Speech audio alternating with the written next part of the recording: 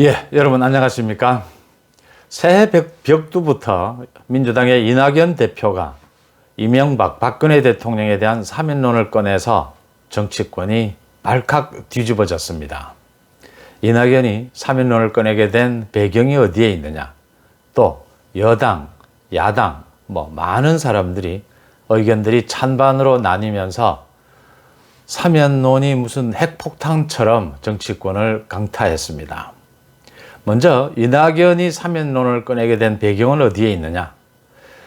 청와대와 협의를 했느냐? 예, 당연히 협의를 했죠. 사면론에 관해서는 대통령의 고유 권한입니다. 그래서 이낙연 대표의 스타일상 또 저간의 정황을 살펴보건대 이낙연 대표는 청와대의 결정에 따라서 이낙연 대표가 자신이 이 사면론을 먼저 제기하는 형태를 빌렸을 것뿐이다. 지난달 26일에도 대통령과 독대를 했죠. 또 어제 이낙연 대표가 사면론을 꺼내고 난 다음에 곧바로 대법원에서 오는 14일 박근혜 대통령에 대한 최종 판결이 있다라고 발표가 나왔죠. 이런 사실들을 모두 알고 이낙연 대표와 문재인 대통령은 협의를 했다라고 보입니다. 이건 거의 정확할 것으로 예상이 됩니다. 이런 사면론에 관한 이런 예민한 문제, 큰 문제를 협의하지 않고 한다는 것은 얘기가 안 되는 거죠. 협의를 해서 그 시점을 새해로 잡았다라는 겁니다. 지금 문재인 대통령으로서는 국면을 전환해야 하고 크게 국면을 전환할 카드 중에서 사면론, 두 대통령에 대한 사면론은 가장 큰 카드 중에 하나죠. 이 사면론은 사실 진작부터 오래전부터 얘기가 되어 오는 예민한 카드였죠. 이것을 가지고 새해에 이낙연 대표가 주도적으로 터뜨리는 것이 좋겠다라는 데에는 국면 전환 또 여야 모두에 상당히 파괴력이 있을 것이기 때문에 야당도 이 문제에 대해서 야당의 진정에 야당이 분열이 날 것이다 이런 예상이 오래전부터 있어 왔죠. 또 지난 총선 때 그런 징후가 약간 보이기도 했고 그런 것을 모두 겨냥한 것이다. 일단 가장 중요한 건 제가 보기엔 국면 전환용이었다 이렇게 보입니다. 그 카드로 이낙연에게 줬다라고 하는 것은 그 기회를 줬다라고 하는 것은 문재인 대통령이 최근 약간 침체되고 있는 이낙연 대표에 대해서 격려한다고 해야 되나요? 먼저 지지율 이낙연 대표가 움직일 공간을 만들어줬다 이런 부분으로 해석을 할 수가 있겠습니다. 그다음 먼저 여당이 두 쪽으로 나뉘었습니다. 이제 친문 핵심 지지층을 중심으로는 청와대의 청원까지 내면서 이 사면에 반대한다. 심지어 이낙연 대표를 보고 당을 떠나라. 배신자 이런 얘기까지 나오고 있고 또 일부에서는 국민 대통합을 위해서 국면 전환을 위해서 불가피한 지금이라도 협의를 해야 되는 부분 아니냐라는 얘기도 나오고 있습니다. 야당도 당연히 예상했던 대로 두 쪽으로 나뉘었습니다. 이 사면론에 대해서 찬성을 한다. 전체적으로 늦었지만 빨리 사면이 이루어져야 된다라고 하는 주장하는 쪽이 있는가 하면 김종인 대표 같은 경우에는 사전에 전혀 몰랐다. 좀 불쾌하다라는 반응이고 그다음 안철수 대표 같은 경우에는 이 선거를 앞두고 선거에 이용하려고 하는 측면이 있다. 그러면 용납할 수 없다. 이런 반응을 보였습니다. 일단 가장 먼저 두 전직 대통령에 대한 사면을 어떻게 봐야 되고 지금 정치권에서 또 국민들의 생각은 어디까지 와 있느냐 이걸 어떻게 읽는 게 좋으냐에 대해서 제가 여러 사람들을 만나서 생각해 본 결과는 사면, 두 전직 대통령에 대한 사면은 사실은 훨씬 전에 정리가 됐어야 한다. 이명박 박근혜 대통령에 대한 사면을 놓고 그 두 분의 잘못한 부분도 있고 또 일정 부분은 정치 보복적인 성향도 있다, 성격도 있다 라고 해석을 하는 것이 일반적인 상식적인 많은 분들의 견해고요. 그 원인이 어디에 있든 이 정치 보복적인 성격이 있고 전직 두 대통령이 지금 감옥에 4년째 있다. 박근혜 대통령은 4년이고 이명박 대통령은 또 다시 석방이 됐다, 다시 들어가는 이런 형태인데 이게 자유민주주의 국가에서는 굉장히 국제적으로 창피한 일이다. 빨리 이것이 해결이 됐어야 한다. 그 해결되는 시점도 여러 번 있었습니다. 지난해나 그 전에 또 지난해 총선 전후를 해서도 이 사면의 문제가 해결이 됐어야 하는데 지금까지 밀려온 측면이 있다. 이제 문재인 정부의 막판에 와서 문재인 정부 안에는 이게 해결이 돼야 되는 부분인데 문재인 정부 막판에 와서 그것도 선거를 앞둔 해에서 이것이 불거졌다 이렇게 보입니다. 사면에 대해서 어떻게 볼 것이냐. 야당의 박근혜 대통령의 지지층들의 입장도 지금은 대부분 박근혜 대통령이 빨리 석방돼서 이 사면의 이 문제가 전직 대통령에 대한 정치 보복적 성격의 문제가 정리되는 것이 좋다. 박근혜 대통령의 사면이 야당을 뭐 분열한다든지 가져올 큰 영향력 앞으로 그것은 그렇게 크지 않을 것이다 라는 것이 대체적인 얘기들입니다. 그러니까 정치적 영향력을 떠나서 이 전직 대통령에 대해서 이 사면은 빨리 일어나야 된다, 빨리 정리가 돼야 된다라는 얘기들이죠. 그것과 관련해서 상당히 오래전에 사면이 해결되는 것이 좋았기 때문에 지금이라도 빨리 이루어지는 것이 좋다 이런 얘기들입니다. 이낙연 대표도 어제 얘기를 하면서 언론에 지지층의 찬반을 떠나 자신이 건의를 해서 해결을 하려고 한다. 지지층의 찬반이 예상이 된다라는 것이죠. 그렇지만 그것을 떠나서 이걸 해결하려고 한다라고 자신도 의견을 밝혔습니다. 중요한 것은 빨리 해결하는 것이 좋다는 거죠. 이걸 질질 끌면 끌수록 여야 모두에게 그렇게 유리하지 않을 것이다라는 점입니다. 문재인 대통령이 이것을 이낙연 대표와 협의를 하면서 이 부분에서 해결하려고 했다면 지금 국민의 찬반 여론은 갈리는 것이 충분히 예상이 된다는 것이죠.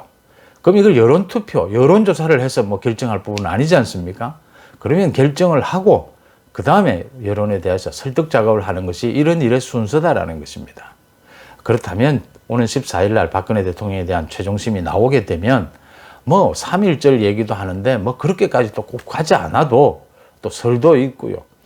빨리 하루라도 빨리 이것을 정리하는 것이 맞다라고 생각하는 사람들이 많다고 저는 봅니다. 그 다음 두 번째로 여당의 분열입니다. 찬반으로 여당이 나뉘었죠. 소위 적극적인 지지층과 합리적인 지지층과 분리가 돼서 찬반으로 나뉘고 있습니다. 대깨문이라고도 할 수 있고요. 이렇게 극렬 지지층들의 반발, 극렬 지지층의 문제는 비단 이 두 전직 대통령의 사면 문제가 아니어도 문재인 정부는 앞으로 올해 겪어야 될 일입니다.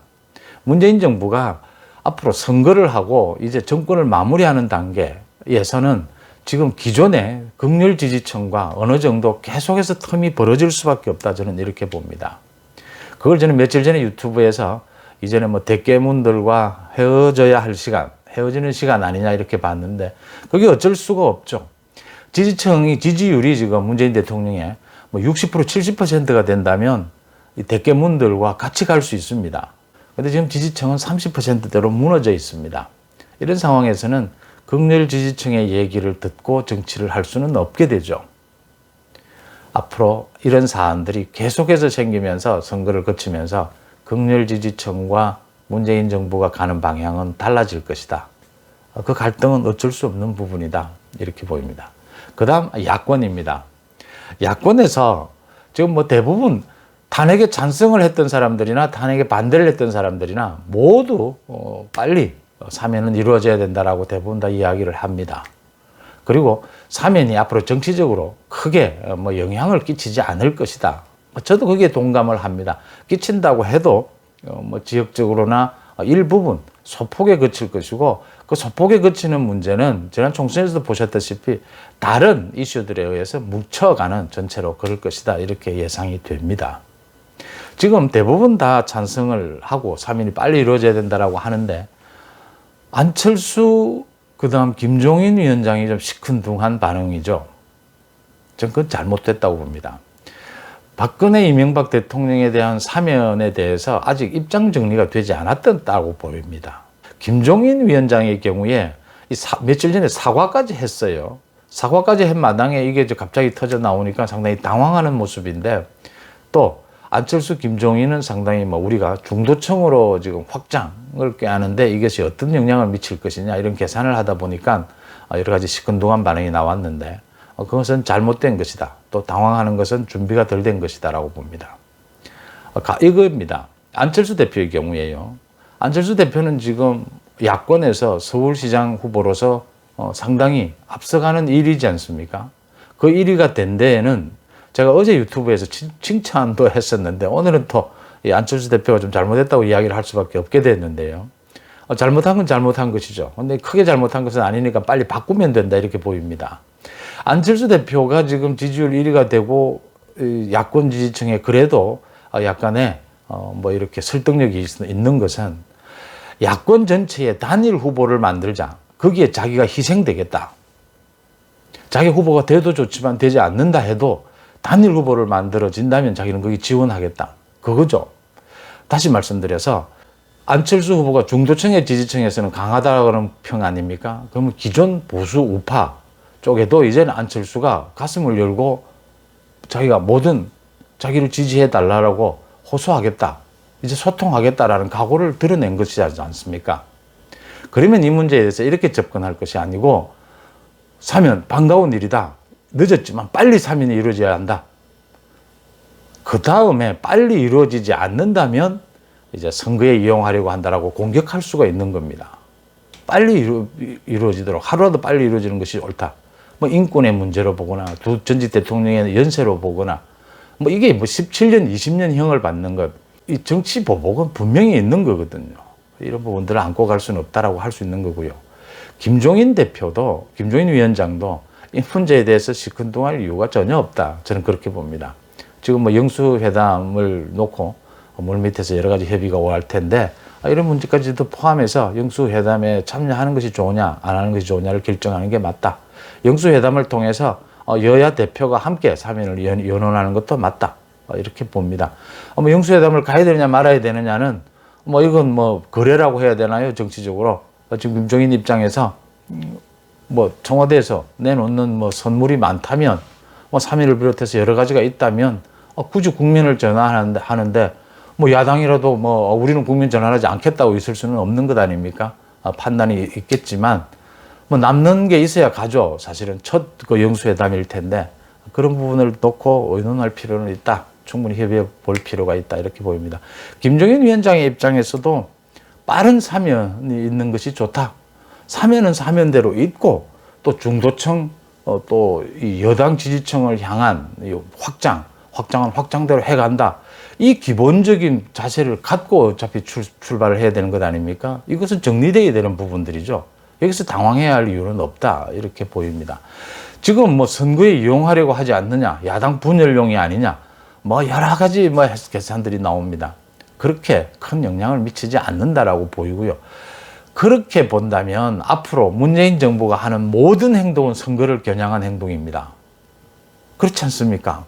앞으로 재난지원금도 주게 될 테고, 뭐 백신도 나오게 될 테고, 수도 없이 많은 일들이 있을 겁니다. 전부 선거용이냐고 비판할 겁니까? 아니라는 얘기죠.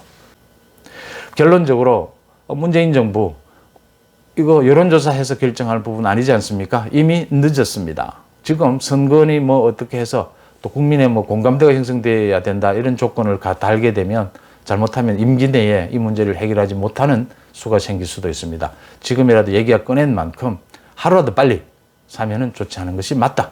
사면을 하고 난 다음에 그 다음에 국민들에 대해서 설득 작업을 하는 것이 맞다. 이렇게 보입니다.